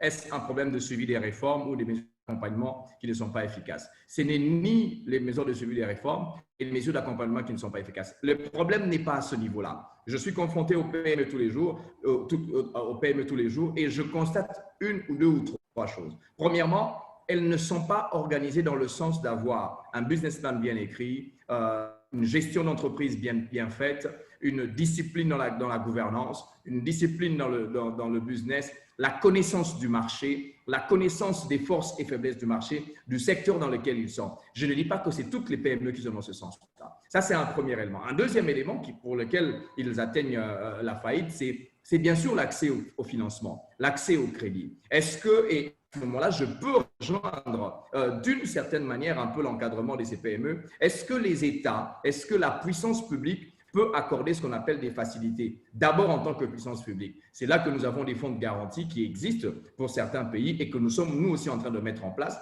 Mais les fonds de garantie, ça veut dire que l'État se porte fort par rapport à une banque dans laquelle elle va partir. Les conditionnalités d'accès au crédit à la banque commerciale vont demeurer le même, c'est un premier contrôle. Et ensuite, il va y avoir un second contrôle. L'État qui est en train de se porter fort. Ça veut dire que lorsqu'elle met sa responsabilité, sa réputation en jeu, elle viendra vers cette entreprise-là. Et on va revenir donc à l'éducation fiscale, à l'éducation entrepreneuriale. Est-ce que la PME s'est préparée à pouvoir faire de l'entrepreneuriat? Je le dis tous les jours, l'entrepreneuriat n'est pas un rêve. L'entrepreneuriat n'est pas une sorte d'alternative à un manque d'emploi. L'entrepreneuriat, c'est une persévérance. On commence en disant « j'ai étudié le marché, j'avance et j'évolue ». Il y a une question qui a été évoquée tout à l'heure, est-ce que la Covid est une opportunité maintenant? Je dis oui, la Covid est une opportunité parce qu'en fait, on est en train de découvrir de plus en plus de l'innovation dans le chef des locaux. Je prends le cas, par exemple, de ces espèces des infrastructures pour pouvoir se désinfecter. Avant, on ne pouvait pas imaginer qu'il pouvait y avoir ces espèces d'infrastructures pour pouvoir se désinfecter. On a ça dans différents pays. Les locaux sont en train de pouvoir se dire, je le mets en place. Je prends l'exemple de mon pays, la RDC. Nous venons de faire aboutir quelqu'un qui était dans l'informel et on veut le formaliser et on lui a accordé des avantages au cours des investissements. Et aujourd'hui, elle est en train de pouvoir s'étendre dans les 26 provinces pour qu'elle puisse avancer. Oui, c'est une opportunité. La COVID est une opportunité pour les recherches scientifiques, par exemple, sur les autres maladies. Madame Ramada est en train de parler de chikungunya tout à l'heure qui a été évoqué, mais en fait, la COVID fait en sorte que l'on puisse se dire, est-ce que nous avons suffisamment mis de l'argent en termes de recherche et développement sur la recherche scientifique? On se rend compte que les pays africains ne l'ont pas. Peut-être que le Maroc là, peut-être que la Tunisie un tout petit peu, mais j'ai fait un benchmark de la plupart des pays. Quel est le montant qui est affecté dans le trésor pour les questions de recherche scientifique? Si ce n'est pas 0,00004%, à la limite, ce n'est pas beaucoup d'argent qui est dans le scientifique. Et on est en train de se rendre compte de ces limitations. Et c'est donc une opportunité d'un renforcement de capacité. Mais en même temps, c'est aussi une opportunité pour pouvoir tester les politiques nationales de développement des différents pays. Quelle est la vision et quelle est la trajectoire que nos politiques ont? Et aujourd'hui, on se rend compte, avec cette pandémie, un effet exogène a perturbé non seulement les économies locales, mais l'économie mondiale. La Covid va se terminer, qu'est-ce qui va se passer après? Et c'est donc ça, à ces questions qu'il faut se poser. Est-ce que nous allons dans une spécialité de l'économie par rapport à un pays? Parce que finalement, l'intégration de l'Afrique va exiger la somme des spécialités. L'Afrique centrale, elle va se mettre dans quelle spécialité? Ou la RDC va se mettre dans quelle spécialité? Le Tchad va se mettre dans quelle spécialité? Pour que nous puissions nous dire, bon voilà, les règles de fonctionnement, les règles d'opérationnalisation, vous venez avec ceci et nous venons avec ceci. Mais qui va accepter? Qui va accepter de pouvoir se délester du marché potentiel? Nous avons quand même un peu, dans les années qui viennent, on va être peut-être 100 millions. Qui va accepter de pouvoir se dire, mais je peux déverser des cacahuètes en RDC, ça fait 100 millions d'habitants, à $1 seul, j'ai 100 millions de dollars en termes de chiffre d'affaires par jour. Qui va accepter de rester cette spécialité-là? Donc, je pense qu'il nous faudrait nous poser les bonnes questions par rapport à cette intégration. Et Mme Ramada a soulevé des préoccupations assez pertinentes qui nous permettent de nous poser la bonne question. Aujourd'hui, dans les réformes structurelles, et pour revenir à Annie, les réformes locales ne répondent pas forcément à l'intégration locale. La ZLECAf n'est pas en train de pouvoir faire une cession de souveraineté des États par rapport à un continent africain. Les réformes se font d'abord pour que les pays soient viables pour les investissements domestiques et aussi les investissements directs étrangers. Parce que n'oublions pas, nous aurons toujours des investissements qui viennent des pays en dehors de l'Afrique qui vont venir dans nos pays. Donc, on ne fera pas des réformes forcément pour l'Afrique. Mais bien sûr, il y a la question de la gestion des barrières, il y a la question des NTIC. Aujourd'hui, nous, avec la République du Congo, on vient de signer un partenariat avec l'autorité de régulation de postes et télécommunications de la RDC et de la RC. On est en train d'évoluer vers ça. Moi-même, au niveau de l'ANAPI, je suis en train de signer beaucoup de partenariats avec CFC Casablanca. Je suis en train d'identifier un certain nombre de pays pour lesquels on va commencer à faire des échanges, d'abord d'informations, des échanges pour les promotions d'investissement. C'est avec ces petites choses que ça va commencer. INGA, qui est le potentiel le plus important, et on est en train d'avancer sur la question, c'est vrai. Sur la liste que M. Akwala a soulevé tout à l'heure, l'infrastructure et les filières à développer, je mets en top de ça l'électricité. Quel est le taux d'électrification de l'Afrique? On est relativement en dessous de 30%, en dessous de 40%, ce qui n'est pas possible. Si on n'a pas une très bonne électricité, nous n'avons pas une infrastructure qui va suivre. Donc, en termes de hiérarchisation, je mettrai les défis sont l'électricité, l'infrastructure, parce que nous devons circuler du nord au sud de l'Afrique, de l'est à l'ouest, et nous devrions avoir tous les pays africains doivent faire la promotion de INGA. Et ça, c'est quelque chose que nous devons porter. Ça ne doit plus être un potentiel, ça doit être dans les jours à venir une vraie réalisation. Bien, est-ce que c'est le moment du sursaut pour l'Afrique centrale, à en croire ces différents échanges? La réponse est oui. J'ai une dernière question, je vais prendre une dernière question parce qu'il va falloir que nous clôturions les débats. Ça concerne toujours cette fameuse réticence. Comment concrètement convaincre les pays qui voient d'un mauvais œil la baisse certaine de leurs revenus douaniers suite à l'intégration? Annie, si je peux me permettre. Justement. Oui, en fait, les pays sont inquiets par tous les pays, hein, une poignée de pays sont inquiets par rapport aux recettes douanières, mais plusieurs études montrent que déjà actuellement, les recettes douanières intra-africaines ne sont pas si importantes. Elles représentent vraiment, les recettes douanières actuellement proviennent plus de l'extérieur, des produits venant de l'extérieur. Le commerce intra-africain donc ne menace en rien actuellement. La suppression des tarifs douaniers ne menace en rien les recettes douanières. Il y aura certainement quelques pertes, mais les pays peuvent toujours juguler cette minime-là par des politiques fiscales de mobilisation de ressources internes ou autres. Parce que, selon moi, en posant cette question des tarifs, des pertes douanières comme frein à l'intégration, je trouve que ça ne rend pas justice à l'intégration. Vraiment un atout majeur pour l'Afrique. Et très rapidement, pour revenir par rapport à ce que M. Anthony disait et par rapport à Annie aussi, je pense que les réformes locales sont d'abord locales, c'est vrai, mais imaginez indirectement, elles profiteraient peut-être également à l'intégration. Pour la culture entrepreneuriale, par exemple, des entrepreneurs bien formés font des entreprises compétitives sur le marché commun et donc un gain en qualité pour les consommateurs, etc. Je prends aussi l'exemple du climat des affaires. C'est vrai que les réformes se font un peu partout, comme vous l'avez dit, Annie, dans tous les pays, mais elles sont différentes et elles peuvent s'inspirer les unes des autres, tirer les forces des unes des autres. Au Tchad, par exemple, le président de la République a lui-même créé, pas lui-même créé, mais je veux dire, on a créé un conseil présidentielle pour le climat vert qui a été placée sous l'égide du président de la République lui-même, tellement la question du climat des affaires est cruciale. Et nous espérons vraiment que ce conseil porte ses fruits. Il est tout nouveau, il est naissant, mais c'est une initiative qui pourrait servir éventuellement à d'autres pays, qui pourraient à un moment donné inspirer les politiques, les réformes au niveau de l'intégration économique. Donc, voilà, je m'arrête là. Annie, je peux rebondir sur la question des tarifs douaniers. Je donne un exemple pour la RDC. Notre législation douanière donne les possibilités aux pays limitrophes d'avoir ce qu'on appelle des échanges free.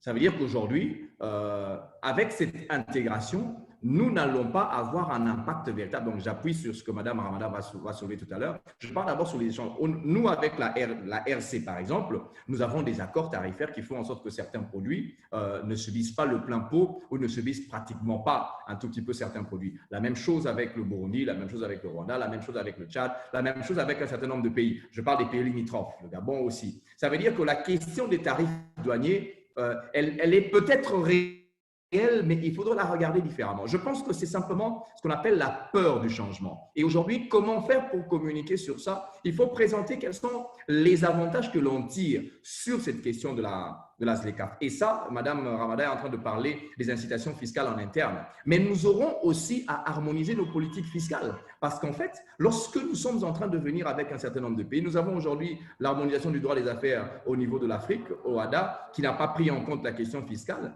Mais nous sommes en train d'aller vers une fiscalité intégrée. Parce que si un opérateur économique s'installe en République du Congo et qu'elle met son siège social là-bas, et que de ce côté-là, l'impôt sur les bénéfices et profits est totalement favorable à cette entreprise-là, elle ne va pas vouloir venir en République de RDC, elle va simplement consolider son économie et les gros de l'imposition va rester en République du Congo. Tout dépend du mécanisme qui est placé. Il n'y a pas beaucoup de fiscalité de groupe ou bien de fiscalité holding qui se passe au niveau de l'Afrique. Et ça, c'est des choses qu'il faut mettre en place. Et ça, je suis totalement d'accord. Pour rebondir à ce que Mme Ramada a dit tout à l'heure sur les expériences des différents pays, nous avons au niveau de la RDC une cellule en charge du climat des affaires. Mais la question, ce n'est pas toujours que ça soit une appropriation à un haut niveau. Parce qu'en fait, l'appropriation à un haut niveau, je commence à me rendre compte, peut créer ce qu'on appelle une sorte de…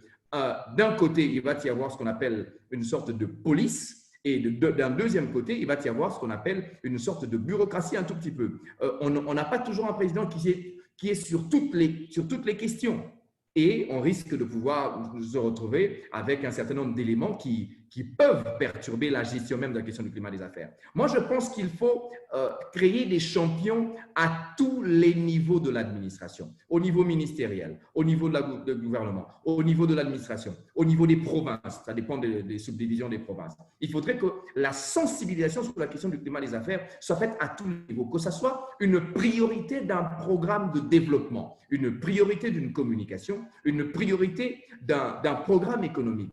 Les politiques d'investissement doivent pouvoir intégrer en termes de priorisation les questions du climat des affaires, la direction dans laquelle le pays va être dans 2 ans, dans 3 ans, dans 5 ans, dans 10 ans. Et à ce moment-là, on va créer les incitations fiscales par rapport à ces objectifs. Voilà un peu. La question, elle est vaste. Hein. La question de l'intégration est très vaste. On ne sait pas la cerner en 50 minutes ou en 2 heures, encore moins en 4 heures. Et toujours pas en 10 heures. Par contre, je retiens donc votre recommandation sur l'émergence de champions à tous les niveaux de la chaîne décisionnelle pour ce qui est du climat des affaires et pour vraiment incarner et enfoncer le clou finalement sur cette question-là qui est cruciale effectivement pour non seulement pour sortir de la crise, mais aussi simplement pour le développement économique de manière générale.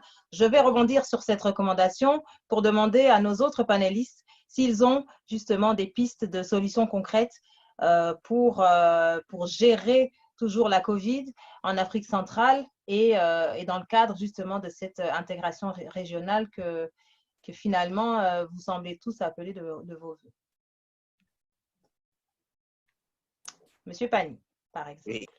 Merci beaucoup. Je vais dire qu'en termes de recommandations, nous devons saisir l'opportunité. Saisir l'opportunité de défis liés à la pandémie pour transformer ces défis en opportunités pour le décollage de notre région.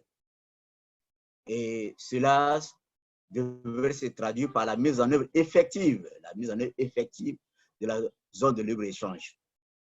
Ici, on devait harmoniser, adopter les textes pour la levée totale des barrières tarifaires et non tarifaires que vous avez évoquées.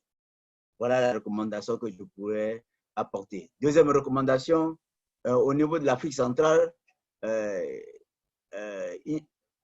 y a un programme de réforme économique et financière qui est en train d'être mis en œuvre. Il faut que ces réformes-là soient effectivement exécutées dans les différents États.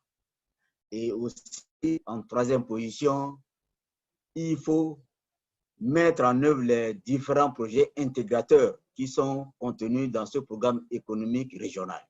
Les trois recommandations que je voulais apporter au niveau de l'Afrique centrale. Merci, Monsieur Akwala. Oui, merci. Voilà. Est-ce que vous m'entendez? Oui. Bien. Très bien. Bon, voilà. Ce que je voudrais dire, en fait, vous voyez que les grands pays qui ont un socle de ressources financières important sont en train de préparer des plans de sortie de crise ou des plans de relance, à la différence des nôtres. Nous sommes obligés de compter sur l'aide internationale. Bien. Ensuite, les grands pays sont aujourd'hui en train de constater les limites des délocalisations et qui ont été une principale caractéristique de la mondialisation. On parle même de délocalisation aujourd'hui. Les grands pays sont en train de voir comment se relocaliser et voir comment utiliser un peu ce qu'ils appellent aujourd'hui l'économie circulaire, etc. Mais ça ne sera pas fait du jour au lendemain. Et nous, en Afrique, et plus particulièrement en Afrique centrale, je crois que nous pouvons profiter justement de ce mouvement pour enclencher progressivement notre propre construction économique intégrée.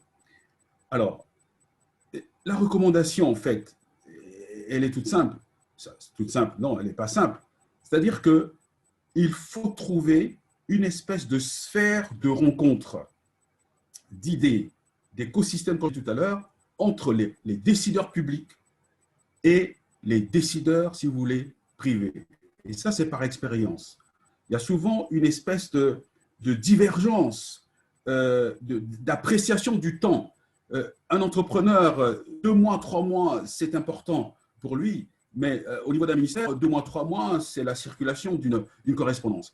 Donc, il faut arriver à créer une espèce de lien entre ceux qui décident au niveau politique et public et ceux qui créent de la richesse.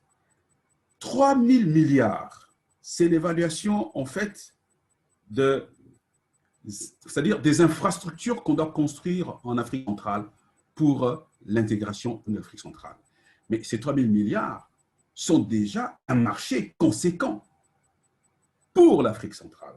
Alors, moi, je propose que, c'est peut-être ambitieux ou prétentieux, mais il faut identifier quels sont ceux qui, en RDC, au Tchad, au Congo, au Cameroun, en Centrafrique, sont déjà engagés dans la construction des routes, etc. Pour que nous puissions créer justement les fameux champions à partir déjà de ce marché de 3 000 milliards d'infrastructures en Afrique centrale. Donc voilà ce que je peux dire un peu, je n'ai pas préparé la réponse, mais c'est en écoutant surtout Madame Ramada et mon frère Anthony, comment créer des champions. Mais là, c'est une opportunité pour créer des champions. On parle tout le temps du plan Marshall pour l'Afrique. Plan Marshall pour l'Afrique. Mais il est un peu là, si vous voulez, le plan Marshall. Alors, les responsables de la CEMAC ont été, je crois, à Bruxelles, rencontrer les autorités de l'Union européenne pour voir dans quelle mesure on peut faire cette levée de fonds. Alors, moi, je pense que un pays tel que le Maroc peut servir, je crois, de véhicule pour pouvoir trouver sur le marché international ou panafricain ces 3 000 milliards pour financer justement la construction de ces infrastructures qui sont tout dans l'électricité, les routes, les ponts, les ports secs, le numérique, l'éducation, etc. Je crois que là, ça peut être une piste. Mais il faut que, comment je peux dire ça, des personnalités, j'aime pas trop le mot société civile, mais des personnalités, comme on en parle là ce soir, qu'on crée une espèce de force de proposition. Et moi, je cible le président Félix Tshisekedi. Mais je suis très honoré. Je pense quand même, pour rebondir sur cette question, on a parlé de la question de l'infrastructure parce qu'en fait, c'est ce que vous êtes en train de soulever tout à l'heure. Je pense qu'il faut aller vers un vaste programme d'industrialisation en termes de recommandations. Parce qu'en fait, si nous n'avons pas une véritable industrialisation dans nos pays, qui bien sûr va avoir un côté sur l'énergie, un côté sur le développement de l'agro-industrie, on n'arrivera pas finalement à sortir de ce véritable bourbier. Si on doit véritablement regarder notre quotidien, le gros problème que cette Covid a amené, c'est le manger finalement. Parce que nous étions confinés, nous restions dans nos maisons, il fallait bien manger. C'est-à-dire que les gens n'arrivent pas à sortir pour aller à la petite boutique au coin pour pouvoir obtenir les légumes frais qui devraient arriver ou pour obtenir les produits qui sont importés. Finalement, on est en train de se rendre compte combien on est des économies extrêmement extraverties et dépendantes des autres pays. Les économies dans nos pays africains sont totalement tenues par des étrangers. Et on se rend compte qu'on n'a pas une industrialisation, on n'a pas une économie qui est gérée par les Congolais. Congolais, je peux le dire, par les Congolais en face aussi, par les Tchadiens en fait, et on doit arriver à une véritable industrialisation. Ça passe par quoi? Ça va passer par un assouplissement des règles, ça va passer par le fait de serrer la ceinture. Ce n'est pas parce qu'on va commencer un programme d'industrialisation en janvier 2021 qu'on va se dire en juin 2021, nous avons des ressources, nous avons des résultats. C'est un processus. Il faut qu'il puisse avoir ce programme d'industrialisation, mais en parallèle, qu'est-ce que nous faisons pour avancer? Lorsque l'on construit, il y a toujours des conséquences et on doit pouvoir arriver à communiquer sur ça. C'est le rôle des différents dirigeants. Pour dire que le président Félix a un rôle à jouer, nous sommes conscients que la RDC a un rôle à jouer, non seulement pour l'Afrique centrale. Déjà, le fait que nous allons prendre la présidence de l'Union africaine l'année prochaine, c'est une opportunité que nous devrions mettre en place, mais ce n'est pas seulement le président Félix, ce sont les volontés des différents autres chefs d'État pour qu'enfin on revient encore sur l'harmonisation des politiques économiques, l'harmonisation des politiques politiques. Ça, on revient encore sur l'harmonisation des questions de sécurité, on revient encore sur une harmonisation des priorités, on revient encore sur le fait que quelle est la ligne que nous allons construire pour cette grande Afrique. Nous devons être conscients d'une chose, c'est que les années passent. Les années passent et l'Afrique… Vous savez, je peux? Oui. Qui prend la parole? Qui veut prendre la parole? Monsieur Alain Akwala, vous voulez prendre la parole? Je vais réagir à ce que… Rapidement, alors, pour qu'on puisse donner la parole oui. à Ramada. Oui, d'accord, 30 secondes. Vous savez, j'avais rencontré à Washington un membre du Congrès américain qui avait analysé la situation donc, de l'Afrique en général et de l'Afrique centrale. Il avait dit la chose suivante. Tant que la RDC sera mismanagée, eh bien, l'Afrique et l'Afrique centrale sera à l'image d'un univers, j'allais dire interstellaire, où vous voyez le trou noir qui aspire tout. Donc, vous pouvez faire tous les efforts que vous voulez, tous les pays limitrophes de la RDC. Tant que ce pays n'aura pas trouvé un leadership clair, tous les efforts faits tout autour seront aspirés par le trou noir. Et ça, c'est donc une responsabilité que je sais que j'ai un chef d'État, mais bien sûr, qui est un panafricaniste, mais nous appartenons, je crois, à une génération qui analyse les choses de manière très claire, très scientifique, sans émotion et de manière pragmatique. Donc, la RDC doit prendre le leadership. Et ce leadership, nous sommes tous concernés par ce leadership. Nous pouvons, en Afrique centrale, chacun en fonction de son expérience et de sa petite capacité, de son petit talent, apporter cette expérience. Et moi, j'apprécie ce que vous faites déjà au niveau de cette agence que vous dirigez. Passer du rang que vous étiez au top 10 en Afrique en termes de climat des affaires, c'est un exploit. Mais ce n'est pas fini. Alors, la RDC doit prendre le leadership. En tant que Congolaise, je serais tentée de dire que c'est le mot de la fin, mais malheureusement, on n'a pas fini. Heureusement, d'ailleurs, j'ai envie de dire. Il y a juste un petit Anthony, je te laisse 10 secondes pour rebondir là-dessus et puis vraiment, on va devoir clôturer. Et c'est juste pour Madame Je Ramada. pense que je vais traverser le fleuve. Voilà, ça c'est une bonne idée. 5 secondes, d'ici 45 secondes. En fait, la seule chose à dire à M. Alain Akwala, nous en sommes conscients et aujourd'hui, vous avez quand même remarqué qu'il y a une alternance pacifique au niveau du pouvoir. Et on a montré le pas au niveau de l'Afrique en disant que c'est possible qu'il puisse y avoir deux chefs d'État dans un même pays. Et c'est en train de se montrer. Mais bon, après, il y a ce qu'on appelle une juxtaposition de la nouvelle position à avoir au niveau de l'Afrique. Si ça se suit dans les autres pays, ça veut dire qu'on va y arriver. Vous avez compris ce que moi je suis en train de vous dire sur cette question-là. Mais je pense que nous avons évolué. Madame Ramada, je ne vous prends pas les autres secondes. Je remets la parole à Annie. Le fleuve. Oui, merci. Voilà, traverser le fleuve dans un sens ou dans l'autre, rapidement. Ramada, le mot de la fin. Oui, le mot de la fin ou la recommandation, on s'est perdu. La recommandation qui sera aussi un très beau mot de la fin, j'en suis sûre. Très bien. Oui, je fais rapidement un clin d'œil en disant que heureusement que nous avons tous des chefs d'État panafricanistes. Le président tchadien est également connu pour ça. Nous avons également une autre chance qui est l'ère du numérique, qui n'avait pas été une chance pour les autres organisations internationales, les autres, je veux dire, continents. Je pense à l'Union européenne, par exemple. Aujourd'hui, le numérique est une vraie chance, donc ça aussi, c'est une chance à saisir. Bon, c'était une parenthèse et je voudrais dire en termes de recommandations que ma recommandation va être d'ordre sanitaire. À bien des égards, l'intégration économique ou l'aspect économique est important pour la résilience de notre sous-région.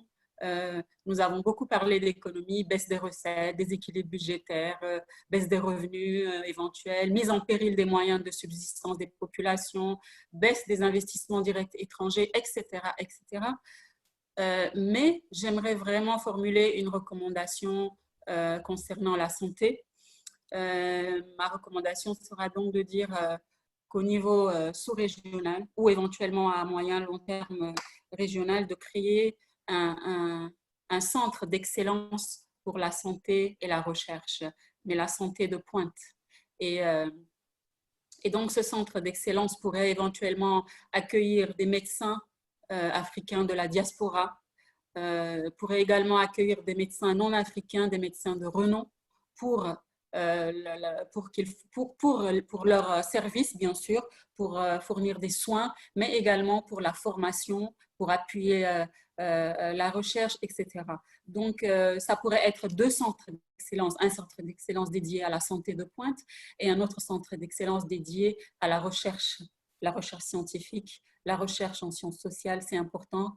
Anthony, je pense, le disait tout à l'heure, les Africains semblent ne pas accorder beaucoup d'importance à la recherche, mais la recherche peut éclairer les décisions politiques. Si nous prenons des décisions basées sur les données, sur les recherches, nous avons plus de chances d'avoir de l'impact, d'avoir des résultats. Et en créant ces centres d'excellence-là, je pense qu'on va également régler un problème de perception d'inégalité ou en tout cas un problème réel d'inégalité d'accès à la santé, d'accès à des soins de qualité par les populations, des soins à la pointe de la technologie et des soins à proximité dans le cadre de cette intégration économique. Voilà, j'étais sûre que ça allait être un excellent mot de la fin. Nous arrivons donc à la fin de ces échanges qui ne me viendraient pas à l'idée ici de résumer. Mais par contre, s'il y a 4 leçons que je tire, il y en a pas mal, il y en a plusieurs à tirer. J'en retiens 4. La première, c'est qu'il ne faut pas la craindre, cette fameuse intégration régionale. En tout cas, pour les opérateurs économiques, il est parfaitement normal d'être réticent, mais évidemment, il ne faut pas redouter la concurrence et c'est la deuxième leçon. Renforcer cette culture entrepreneuriale, c'est devenu extrêmement primordial, même urgent pour sortir de la crise et bénéficier à long terme donc de cette intégration. Troisième leçon, c'est celle que vous venez de nous donner, Ramada, sur les centres d'excellence et la recherche, investir dans la recherche. Ça va devoir devenir aussi une priorité pour l'Afrique centrale. Soins et recherche. Centre d'excellence pour les soins et la recherche. Oui, et la recherche, mais je parlais de manière générale aussi sur la recherche et le développement qui sont évidemment nécessaires dans le cadre d'une industrialisation à l'échelle régionale et continentale. Et enfin, une quatrième leçon, c'est celle qui nous est transmise par Robert Pani, celle de redynamiser finalement le cadre de dialogue entre le secteur public et le secteur privé, entre le secteur privé et l'État. C'est donc les 4 leçons que moi je retire de ces échanges qui ont été très riches. Je tiens à remercier ici au nom de e-Africa nos 4 panélistes pour leurs éclairages et leurs très riches contributions. Merci à vous tous participants pour vos questions qui ont nourri ces échanges constructifs. Et n'oubliez pas le prochain rendez-vous e-Africa le 29 octobre avec un focus cette fois sur l'Afrique de l'Ouest. Les échanges de ce soir ont été enregistrés, donc ils pourront vous être transmis prochainement par email ou sur les réseaux sociaux. Je ne me reste plus qu'à vous remercier et vous souhaiter une excellente fin de journée et un bon début de soirée à vous tous. Merci beaucoup et au revoir.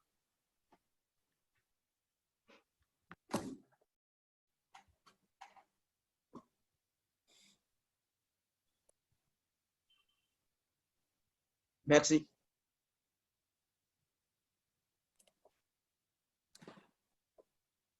Merci, au revoir à tous. Merci. Merci. Rendez-vous à Kinshasa. Ou à Brazza. Oui, c'est pareil.